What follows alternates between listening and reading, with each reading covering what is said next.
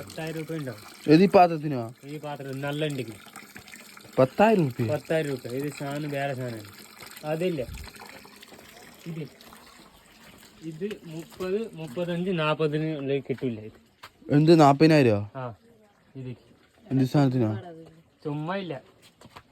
ഇത് ഇതിന്റെ സാധനം എന്താ അറിയാം, ഇത് സ്വർണ്ണ റേറ്റ്, ഇതിന്റെ റേറ്റ് ഒരു മാറേ ഉണ്ടാവും. ചിലപ്പോൾ സ്വർണ്ണത്തിന് റേറ്റിന് പകുതി ഉണ്ടാവും. ചെമ്പല്ലേ? ആ ചെമ്പാണ്.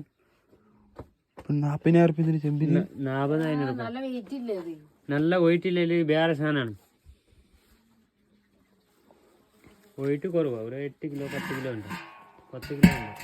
ഇതെന്തിനാ? വെള്ളം ചൂടാക്കാനോ? വെള്ളം ചൂടാക്കാനില്ല, ഇതിലാണ് ഇത് ശർക്കര ഉണ്ടാക്കുക ഈ പാത്രത്തിൽ.